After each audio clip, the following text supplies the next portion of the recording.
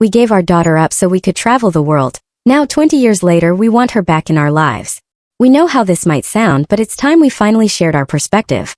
When my wife, then 22, and I, 23, had our daughter, we were young, completely overwhelmed, and honestly just not ready to abandon our dreams. We'd always envisioned traveling the world, backpacking across Europe, exploring Asia, truly immersing ourselves in different cultures. Our daughter's arrival felt like an abrupt end to everything we'd planned. We managed for a few months, but the constant sleepless nights, the relentless stress, the complete loss of freedom, it was suffocating. We ultimately decided to relinquish our parental rights. We genuinely believed it was better than being miserable, resentful parents. We viewed it as an act of brutal honesty. Our parents, understandably, were horrified. They tried everything to dissuade us. Friends quickly turned on us, labeling us selfish, heartless, and immature. We were immediately cast as villains. But we knew precisely what we wanted: freedom. So we sold everything, boarded a plane, and never once looked back. For years, we journeyed and worked our way through various countries, often staying with friends or more understanding distant relatives. We constantly reassured ourselves that we would reconnect with our daughter once the timing was right, once we had matured and truly lived our lives. She actually tried to reach out a few times as a child, sending letters and emails. Once she even showed up unexpectedly, which completely caught us off guard. But we simply weren't prepared. We told her we weren't her parents anymore, and that she needed to stop behaving like a spoiled brat. She cried. We walked away. Our parents were furious. At a subsequent family gathering, things spiraled out of control. There was yelling, tears, even physical shoving. Someone recorded the whole scene, our daughter in distress, us deliberately turning away. And that video circulated among our entire extended family. We were disowned. Bitterly, we left once more.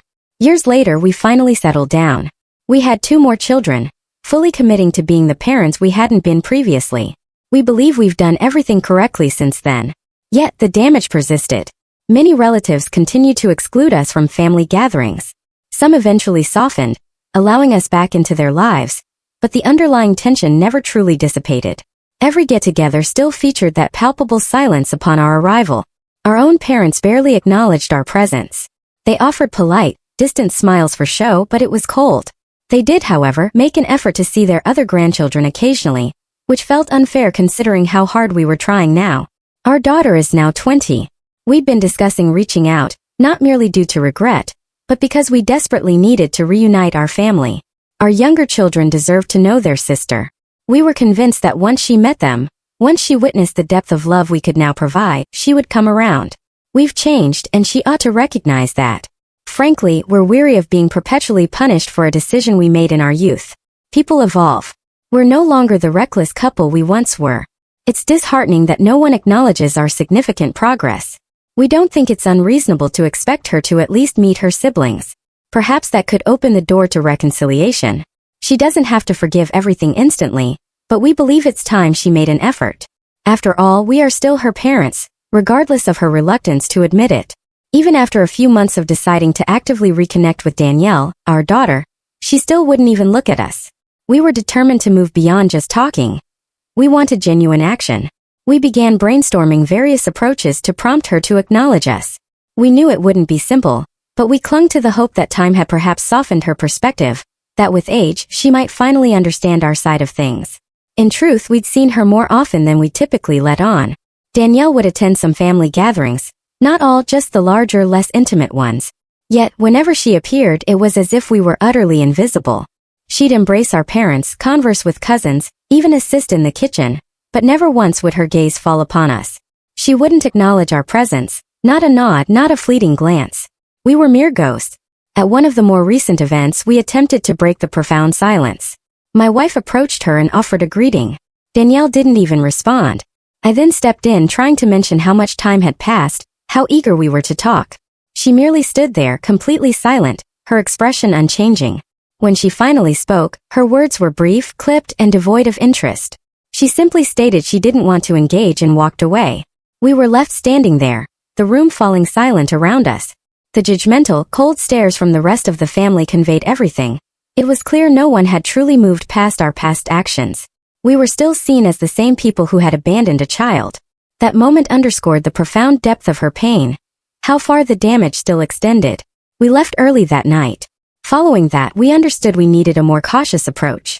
No more direct confrontations, not for now. So we conceived another idea. We told our 2 younger children about Danielle. We sat them down, explaining in an age-appropriate way that they had an older sister.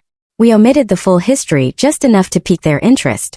They were thrilled, expressing a desire to meet and talk to her. We thought this could be the breakthrough. If Danielle saw her innocent, sweet siblings yearning to connect, perhaps it would soften her heart. This might be the crucial first step toward healing. At the subsequent family gathering, we gently encouraged them to say hello to her. They approached Danielle, introduced themselves, and even called her sister. She corrected them, politely but very firmly. "I'm your aunt, not your sister." Then she turned and walked away. Our children were confused and hurt. One of them later asked why she didn't want to be their sister. We were at a loss for words, simply telling them that sometimes adults take longer to forgive. We still firmly believe she will eventually come around. We have genuinely changed. We are no longer the people who left her behind. We've built a stable, responsible, and present life. It stings that she refuses to give us an opportunity to demonstrate this. We aren't asking her to pretend everything is fine overnight, but to not even try, to not even speak to her own siblings feels deeply unfair. We recently learned through family that Danielle is now in law school, at the top of her class. Honestly, that didn't surprise us. She was always incredibly bright, even as a baby. Her name surfaces occasionally in conversations, not from us but from others. She's clearly done well for herself, perhaps better than we deserve. We also discovered she's dating someone. We don't know much about him yet, but we've already discussed potentially reaching out to him, hoping to open a channel, to have someone close to her hear our side of the story. Maybe he could help her understand that we aren't monsters, that we truly regret our past actions, and that we genuinely want to mend things. We don't anticipate it being easy, but we aren't giving up. Not yet. Over the past couple of months, we've intensified our efforts to find a path back into Danielle's life.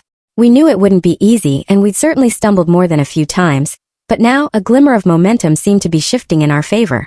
We'd started making progress, though not directly with her, unfortunately, but with those in her orbit. Surprisingly, some of our extended family members had begun to come around. A few cousins, an uncle, even a couple of distant relatives.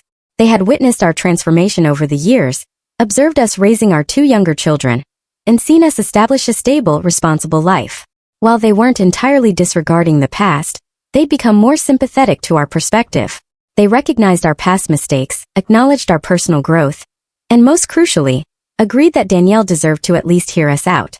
Some even conceded that it was high time for Danielle to stop allowing old wounds to dictate her entire future, suggesting we had suffered and paid the price long enough.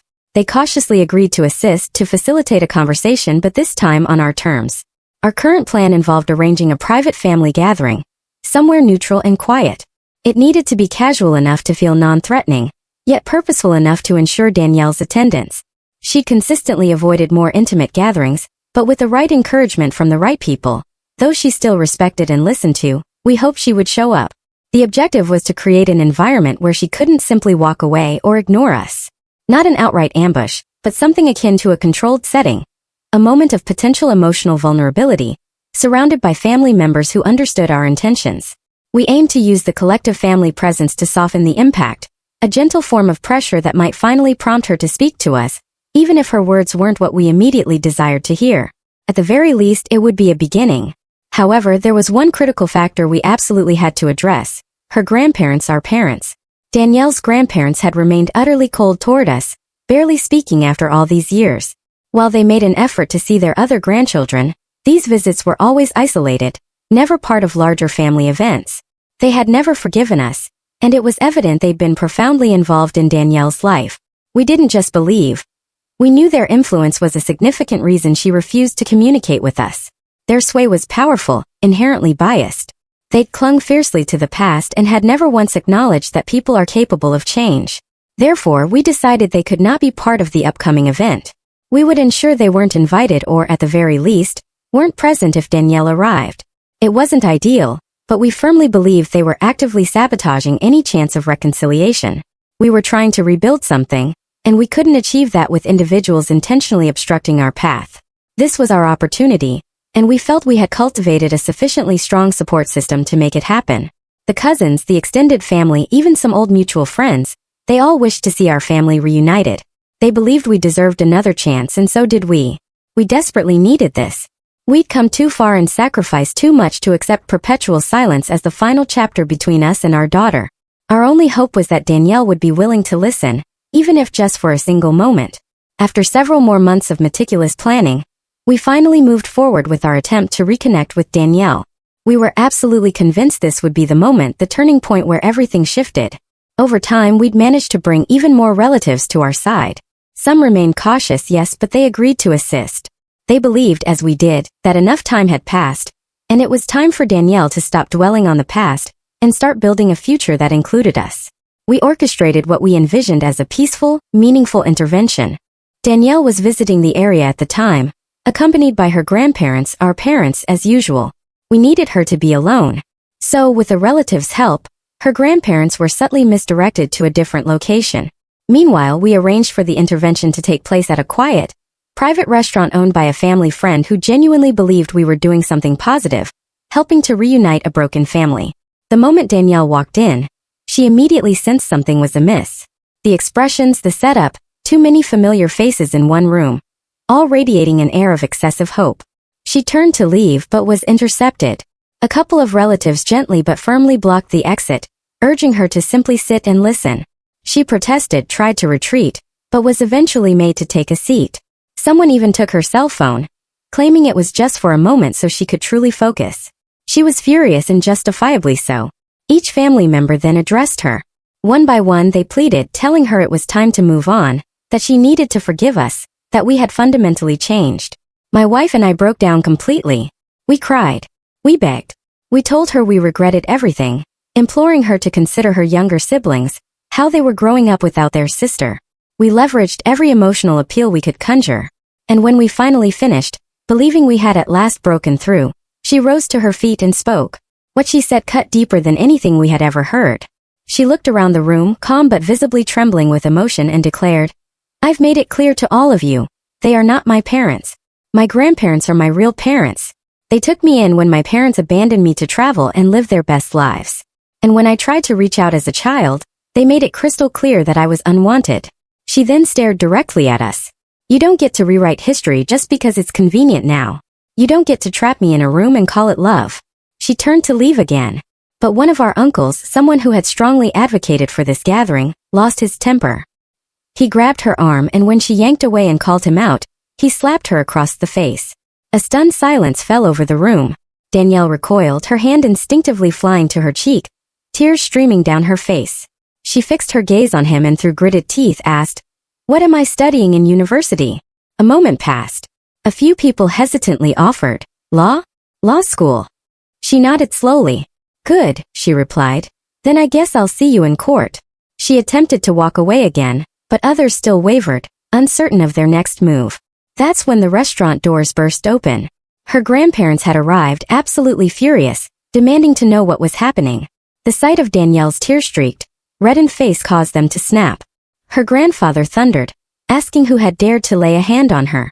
When the uncle stepped forward attempting to explain, Danielle's grandfather punched him squarely in the face. He collapsed heavily to the floor. Utter chaos erupted, shouting, people frantically trying to explain, others desperately attempting to escape.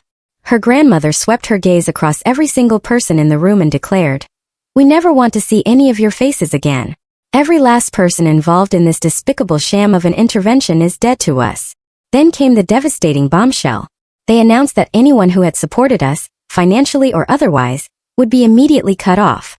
All outstanding loans were to be repaid within 24 hours, or legal action would be pursued. No exceptions, no second chances. A palpable wave of panic washed over the room. Some relatives stammered apologies, weeping that they had been misled or genuinely believed they were doing the right thing, but it was utterly futile. Danielle's grandparents escorted her out, and the restaurant owner, now fully comprehending the magnitude of what had transpired, ordered all of us to leave immediately and never return. Now we're the ones facing the blame. Several relatives are furious, accusing us of causing them to be cut off, ruining their relationships with Danielle and her grandparents, and dragging them into a situation they never should have been involved in. The uncle who slapped her is facing assault charges. Some of the younger cousins actually recorded the entire incident on their phones, and the footage has already circulated widely.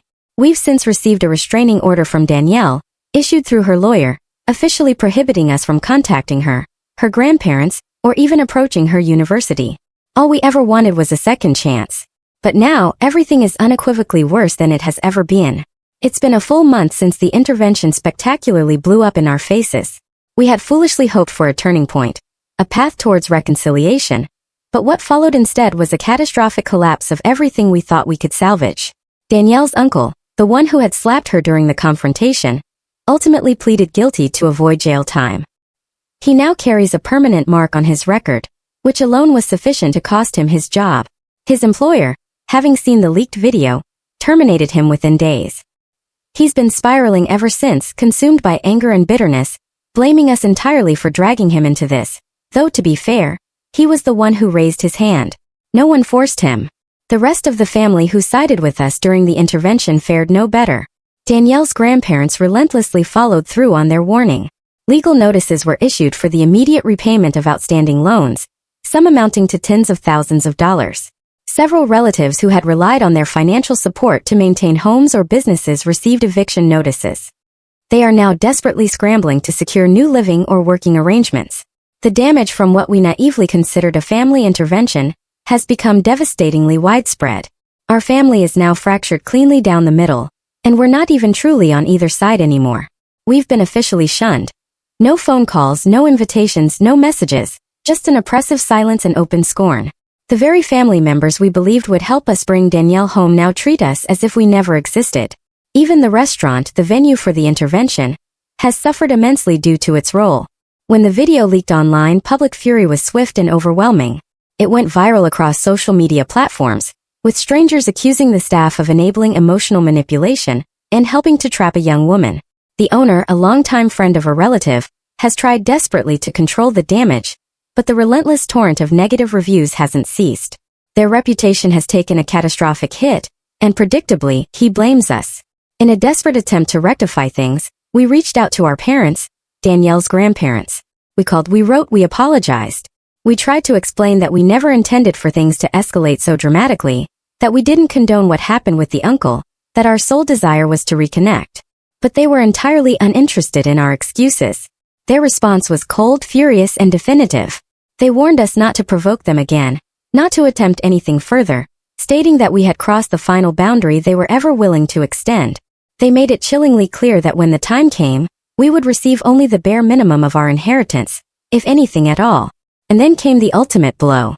They explicitly stated that if our younger children, Danielle's siblings, grew up exhibiting behavior akin to ours, they too would be entirely written out of the will.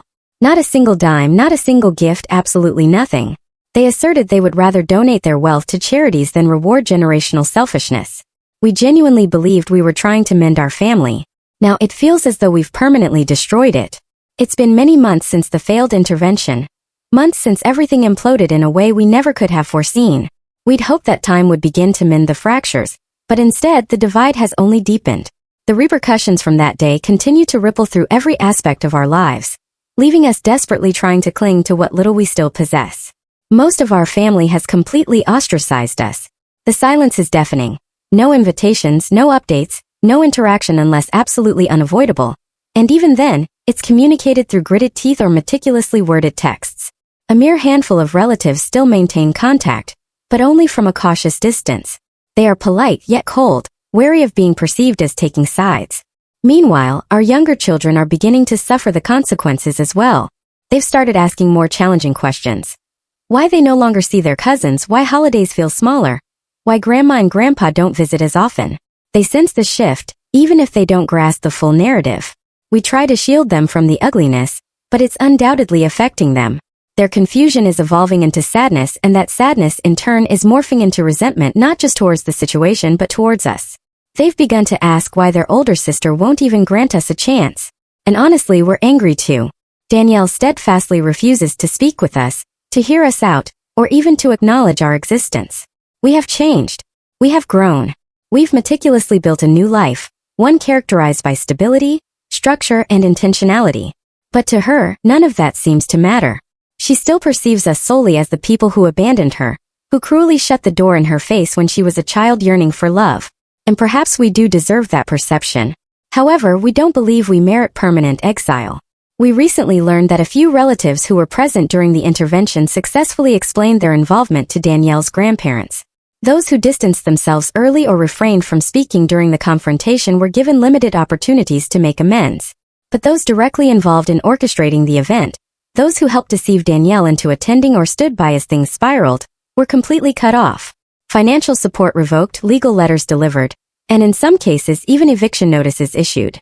Danielle's grandparents unequivocally followed through on every word they uttered. No bluffing, no idle threats, just decisive action. They are incredibly affluent, owning multiple investment and rental properties, with a financial reach extending deep within the family and beyond. Yet, they've also cultivated a sterling reputation in their community as kind, generous individuals. They've helped settle debts, covered hospital bills, and even funded the education of children who weren't their own. People genuinely adore them. And within that adoration, we've become the irrefutable villains. When the video of the intervention leaked online, public opinion wasn't just against us, it utterly crushed us. The restaurant where it occurred, once a thriving local establishment, is now suffering immensely. Negative reviews flooded in, online ratings plummeted. The owner, once a friend to one of our cousins, now refuses all contact with us. His staff was unfairly embroiled in a controversy they didn't deserve. And once again, all blame was squarely placed on us as the architects of the disaster. We did attempt to reach out again.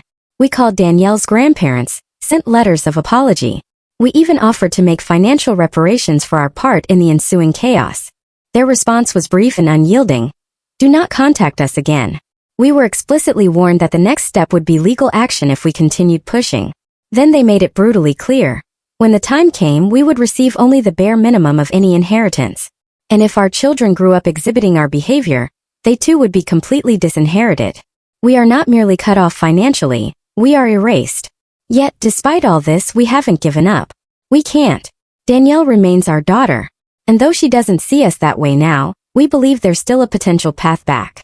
We've discovered that Danielle has been dating the same boyfriend for quite some time now. We know his name and a few details enough to sense a small window of opportunity. From what we've gathered, he's stable, intelligent, and emotionally supportive. He's also a student at the same university as Danielle, both pursuing their studies, she in law, he reportedly in business. They've been seen together around campus. Some relatives who've met him describe him as respectful and kind, perhaps even excessively so. And that precisely is what offers us hope. He wasn't present during the worst of it. He doesn't carry the historical baggage, the emotional weight, the scars. He knows Danielle as the adult she is now, not the hurt child. If anyone can serve as a bridge, it might be him. We are watching, waiting, and preparing for the long game. A gentle overture. A message of understanding, something subtle. Not now, perhaps not even this year, but eventually. Because as much as everyone wants us to simply move on, we cannot. Not from her. She is still our daughter. And one day, even if it takes years, she will see that we are not giving up on her. It's been quite some time since our last update, and while the wounds from the failed intervention still run incredibly deep, we've been slowly, quietly rebuilding our lives. We made the conscious decision to maintain our distance from Danielle, from the rest of the family, from anything that might ignite further chaos. This wasn't an easy choice, but it was absolutely necessary. After the public backlash, the severe legal consequences, and the agonizing silence from nearly every corner of our extended family, we had to step back to safeguard what remained of our lives, and most importantly, our two younger children. They've endured a great deal. Thrust into a tumultuous situation they never asked to be part of. For a period, we worried the emotional strain would impede their development, but to our immense surprise and pride, they've been flourishing. Their school has been remarkably understanding and supportive. The administration was well aware of what transpired, as the video had circulated widely, and they discreetly ensured our children wouldn't be dragged into the adult drama. No bullying, no gossip, just a safe and focused environment. Both have found their rhythm, excelling in their studies and forging healthy friendships. That, amidst an otherwise heavy period, has been a significant source of light. As for us, we've focused on repairing our immediate household, on striving to be the parents we couldn't be for Danielle back then. It's not a path to redemption, and it certainly doesn't erase what happened, but it is something. It's growth. It's purpose. And through it all, one hope quietly persisted in the background. Jared, Danielle's boyfriend. We had known for some time that he attended the same university, that he was kind, composed, and stable. We waited months after the intervention before even contemplating contacting him, fully aware we couldn't afford another mistake. So when we finally did reach out, it was with extreme caution, measured words, and a version of honesty we felt safest to share. We presented him with our narrative of events. We didn't lie, but we certainly omitted certain details, portraying ourselves as misunderstood young parents who made a single terrible mistake but had since evolved. We conveyed our heartbreak, our profound regret, and how much we longed to be a part of Danielle's life once more. He was cautious, as he should have been, but he listened and gradually he began to respond. Initially, our conversations were sporadic, then they became more frequent. He started asking questions not just about the past but about who we were now. We spoke about our home, our children, our values. Slowly, a tentative bond formed. We didn't push. We allowed him to draw his own conclusions, much to our quiet relief. He began to trust us. He started providing updates, small details at first. How Danielle was performing in class, her recent mood, places they'd traveled, her aspirations. We clung to every word as if it were gold. Hearing about her life, even indirectly, was more than we'd experienced in years. Jared became a crucial bridge, one Danielle didn't even realize she had helped construct. And then, quite recently, something entirely unexpected happened. Jared reached out to us privately. He confided that he was planning to propose and wanted our blessing. We were stunned, shocked, overwhelmed, and incredibly grateful. We said yes without a moment's hesitation. In that instant, we felt something we hadn't in a very long time. Hope, a real tangible hope that maybe, just maybe, we were being granted a second chance. Not just at a relationship, but at being a part of Danielle's life again, however small that role might be. We don't know what the future holds. We don't know how Danielle will react when she discovers Jared has been communicating with us, or that we approved of his proposal. She might be furious. She might never forgive us for this back-channel communication. Or perhaps, just perhaps, she'll recognize that our intentions have genuinely shifted. We aren't naive. We understand we are still far from complete forgiveness. But for the first time in years, the door isn't entirely shut. And that alone feels like everything. So much has unfolded since our last update. The intense emotions we'd suppressed for years, the guilt, the regret, the longing, are now gradually yielding to something we haven't felt in a very long time: hope. After Jared informed us of his intent to propose, he returned with a specific request, one that made our hearts race. He wanted us to be present for the proposal itself. Quietly in the background, not in the spotlight, not necessarily seen just there. He expressed that it would mean a great deal to him, and perhaps someday it might even mean something to Danielle. But we ultimately couldn't do it. As much as we yearned to witness that moment, to see our daughter say yes to the man she loved, we knew the risk was far too significant. The pain from the failed intervention remained raw, and the last thing we wanted was to transform her special day into a source of anxiety. Jared didn't conceal his disappointment. He genuinely desired our presence. However, he understood and respected the boundaries we were, for once, striving not to cross. Still, he made another crucial request before we ended the call. He asked us to trust him, to believe he would gently and carefully begin nudging Danielle toward opening that door again. Nothing drastic, no overt pressure, just subtle cues, casual reminders that people can change, that we had indeed changed, and that perhaps time truly does heal some wounds. We readily agreed. And then the highly anticipated day arrived. Jared's proposal to Danielle was everything we had been told it would be: grand, beautiful, and utterly unforgettable. He invited some of their closest friends, a select few family members, and even professors who had mentored them both. The venue was stunning. A lakeside overlook near campus, adorned with music, lights, and thoughtful personal touches only someone who truly knew Danielle would have conceived. And she said yes. We weren't physically there, but Jared sent us a photo shortly afterward. She was radiant, beaming with a smile that instantly evoked memories of her as a little girl, running barefoot in the backyard, chasing bubbles. We wept. We were genuinely, overwhelmingly happy for her. A few days later, Jared reached out once more, this time with an invitation. There was to be an engagement party, something small but deeply meaningful, a celebration with close friends, family, and those who had supported them through the years. And he wanted us to come. He explained he wished it to be a surprise gift for Danielle, not a confrontation, not anything overtly emotional or overwhelming, but a gesture.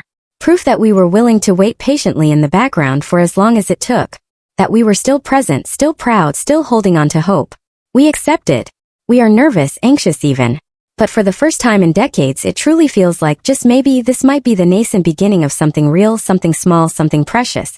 We aren't expecting a grand reconciliation overnight. We aren't even expecting words. But if Danielle can look at us and not turn away, If she can breathe and not feel immediate anger, that will be more than enough for now. Because we genuinely believe that someday we will get there. And when that day arrives, I hope I'll be the one standing at the end of the aisle, waiting to walk my daughter down. Not as a stranger, not as a ghost from her past, but as her father. We had genuinely hoped the engagement party would mark a moment of profound healing. A surprise reconciliation meticulously orchestrated by Jared, who wholeheartedly believed in the possibility of mending fractured bonds. The venue itself was exquisitely adorned with flowers, soft ambient lighting, and intimate seating arrangements.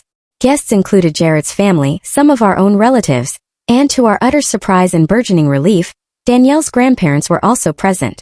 Jared had assured us his parents were fully aware of the plan and entirely supportive, hoping this gathering could finally bring the families together after so many years of estrangement. The plan was deceptively simple. After Jared delivered a heartfelt speech about his love for Danielle and the paramount importance of family, he intended to call our names, signaling the beginning of a long-awaited reunion. We waited nervously backstage, our hearts pounding with the tumultuous mix of hope and trepidation. But the very instant we stepped out, it became chillingly clear that something was terribly wrong. Danielle's face immediately contorted. Shock, hurt, and a profound sense of betrayal all flashed across her features simultaneously.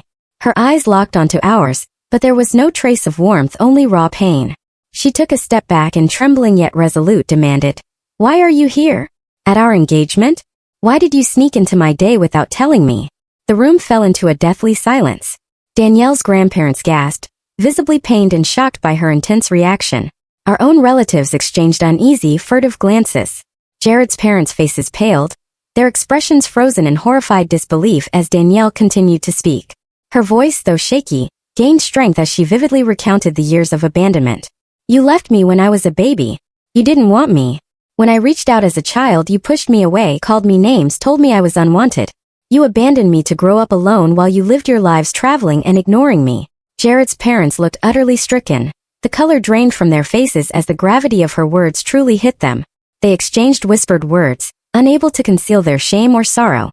Jared, desperate to salvage the moment, stepped forward, attempting to explain that he had hoped for forgiveness, and for Danielle to reconcile with her real parents.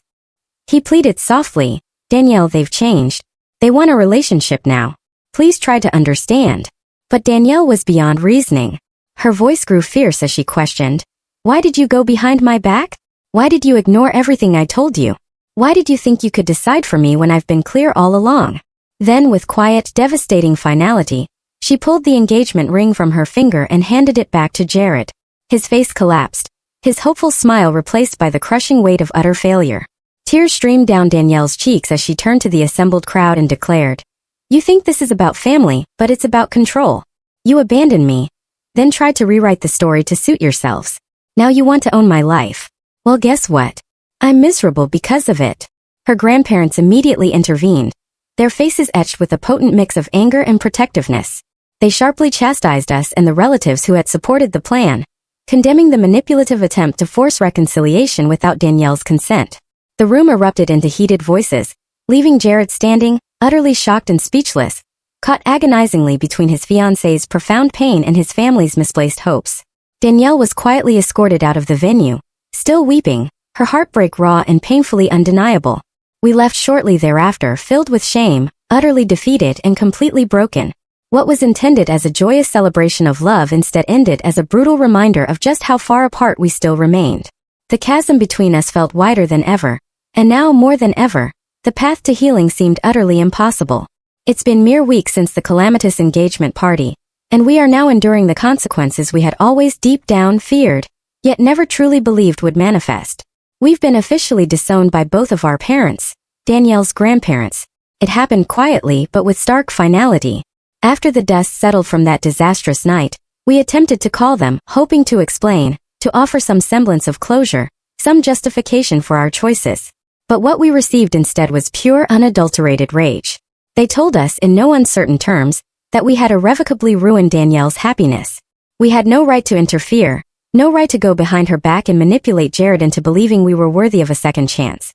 We were reminded repeatedly that we had been warned, not once, not twice, but countless times, to stay away. They asserted that our actions were not born of love, but of a desperate need for control. And now, the true cost of our selfishness had been paid by the one person we claimed to care about, Danielle. Still, we tried to reach out to Danielle herself. We sent messages, texts, emails, even handwritten letters, begging for forgiveness, promising we would rectify our past wrongs. We told her that if she genuinely wanted nothing to do with us, we would respect that. We merely asked her, please give Jared another chance. Don't let what we did destroy your future. She never responded. Instead, what we received was a thick envelope from a prominent law firm, Danielle's law firm as it happened. Inside was a formal long-term restraining order and a cease and desist notification. The language was sharp, unambiguous, and legally airtight. We are strictly forbidden from contacting Danielle in any manner. We are not to reach out to her grandparents, nor are we to speak to her friends, colleagues, or anyone associated with her life. Any attempt to violate these terms, no matter how slight, would result in immediate legal action against us for harassment and emotional distress. That letter shattered something deep within us. And then came the final call, the one that still echoes in our ears. It was Danielle's grandmother. Her voice was shaking, choked with tears. She wasn't angry, not in her usual indignant way. This time she was simply heartbroken. Why couldn't you just let her be happy? She asked through sobs. Why couldn't you just let her live her life in peace? We told you, we begged you. You made your choice when you abandoned her as a baby, and then again when you slammed the door in her face as a child. So why now? Why, after all this time, did you believe this was your right? We had no answer. She told us gently, but with absolute conviction, that we were never to contact her again. That we were cut off from everything, from Danielle, from them, from any future family event, gathering, or even funeral. We are, in their eyes, utterly gone. The ensuing silence from the rest of the family was swift and complete. No more texts, no calls, no messages. We've been left utterly alone. Even the few who once offered distant support quietly vanished, unwilling to be associated with us any longer.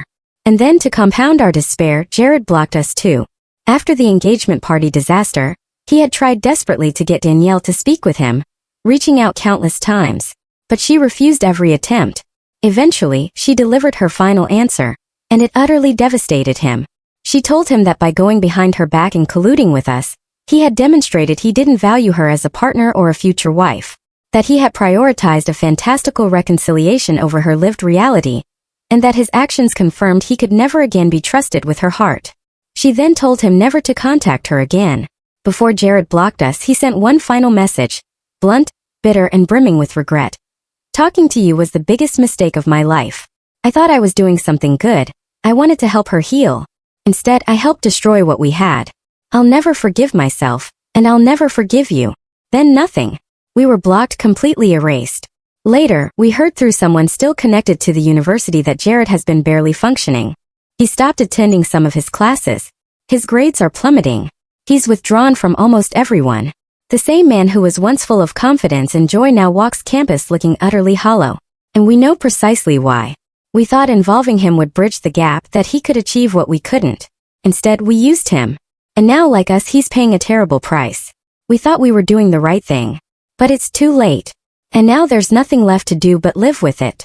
Years have passed since the disastrous engagement party, since the legal letters, the restraining order, and that final heart-wrenching phone call from Danielle's grandmother.